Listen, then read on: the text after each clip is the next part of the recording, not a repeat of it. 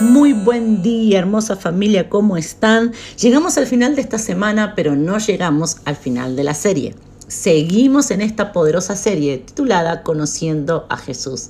Espero que cada día le conozcas más, que cada día menciones más su nombre, que cada día podamos reconocerlos a Él, que podamos reconocer su poder, que podamos reconocerlo y también que podamos recibir de Jesús.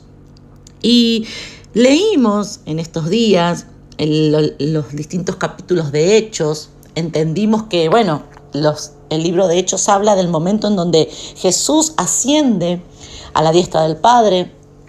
Había muerto, había resucitado y era momento de volver al lado del Padre, a la diestra, con mayor poder, con mayor autoridad.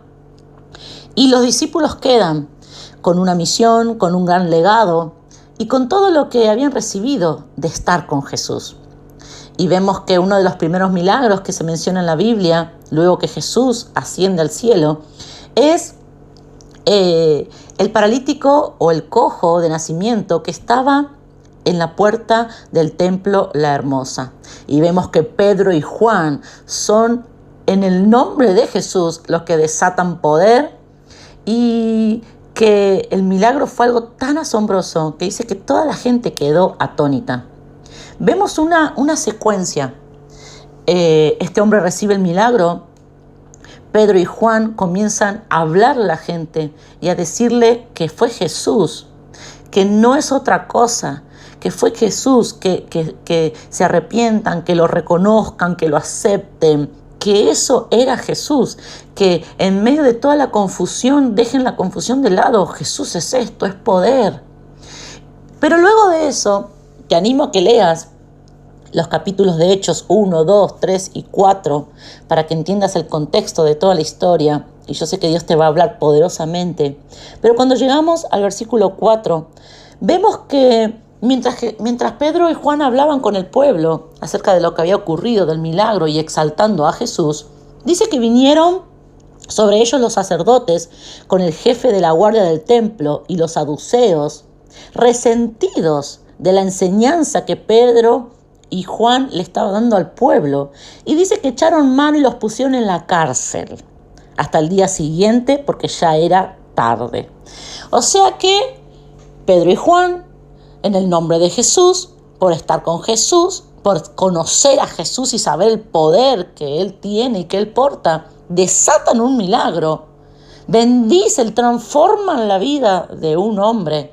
Y no solo eso, sino que hablan a todo el pueblo y le dicen que también la vida de ellos puede ser transformada. Algo impactante, algo que no pasó desapercibido, pero vienen y los arrestan. Podemos entender que el clima en ese momento era de que Pedro y Juan eran unos revoltosos, unos que estaban haciendo lío. Y yo quiero decirte en esta mañana que cuando vos caminás con Jesús, cuando vos conoces a Jesús, cuando el poder de Él fluye a través de tu vida, muchas veces la gente te ve como un revoltoso, como uno que no se conforma, como un diferente, como uno que no se sabe por qué hablas vida, por qué hablas así, por qué estás contento. Y eso es parte de caminar con Jesús. Pero mire lo que dice Hechos 4 en el versículo 4. Pero muchos de los que habían oído la palabra creyeron, y el número de los varones era como 5,000. Pedro y Juan le habían hablado a más de 5,000 personas. Ese es Jesús. Si la palabra dijera, Pedro y Juan le hablaron a 10 jóvenes, sería impactante. Si le hubiesen dicho Pedro y Juan le hablaron a 10 familias, hubiese sido un testimonio y poder de Dios. Pero, decí bien fuerte, pero cuando Jesús está involucrado. Decilo, pero cuando Jesús está involucrado, Él lleva las cosas a otro nivel. Entonces eran 5,000. Pedro se encuentra hablándole, Pedro y Juan, a más de 5,000 personas. Obviamente que se asustaron, los arrestaron. Y dice la palabra de Dios en Hechos 4:8. Entonces Pedro, lleno del Espíritu Santo, les dijo. Pedro tiene la oportunidad, estando arrestado, tiene la oportunidad de hablarle a todos aquellos gobernantes, jueces de esa época, a las personas de mayor poder y autoridad. Cuando Pedro se para a hablarles, tiene una oportunidad ¿de qué? De que los ejecuten a los dos, a Pedro y Juan, que los maten, o tiene la oportunidad que quizás lo liberen. Es como que era un momento clave para Pedro y Juan, porque dependían de lo que iban a decir bien fuerte, dependían de su capacidad para hablar, dependían de las palabras que iban a decir. Al menos eso parecía. Y dice, este es el versículo clave y quiero que te lo anotes en algún lugar. Hechos 4:13. Dice la palabra que Pedro, lleno del Espíritu Santo, comienza a hablar. Y cuando leemos lo que habla, yo te animo a que lo leas vos, ahí en casa, cuando leemos lo que habla, Pedro empieza a hablar de Jesús. Empieza a decir que Jesús es el Hijo de Dios, que Jesús es lo único que tiene el poder de resucitar, que Jesús es el nombre por encima de todo nombre, que Jesús, que no hay otro nombre, no hay otra autoridad bajo la tierra, bajo el cielo, en la tierra solamente el nombre de Jesús. Pedro y Juan no se defienden, Pedro y Juan no acusan a los demás, Pedro y Juan comienzan a exaltar a Jesús. Y dice en Hechos 4:13. Entonces, viendo el denuedo de Pedro y de Juan, y sabiendo que eran hombres sin letras y del vulgo, se maravillaban y les reconocían que habían estado con Jesús. ¿Qué? Lo que quiere decir es que estaban todos estos poderosos, con estudios, con letras, que hablaban varios idiomas, con recursos, con dinero, estaban ahí. Y cuando escuchan a estos dos, ellos sabían que este Pedro, este Juan, eran pescadores, eran de la sociedad, eran normales. Cuando dice que que sin letras, no tenían estudios. No tenían estudios del vulgo, que eran así, de comunes. Eran comunes y corrientes, eran hijos de vecinos, eran así, del barrio. Pero dice que cuando los escuchan hablar, no se asombran, no lo pueden creer de cómo hablaban. Porque dice que hablaban con denuedo. Quiere decir que hablaban con confianza. Hablaban, y cuando Pedro y Juan hablaban como parecía pares a ellos. No parecían un ex pescador y uno que no tenía recursos. Parecían que eran hombres que habían estudiado y se habían preparado toda la vida.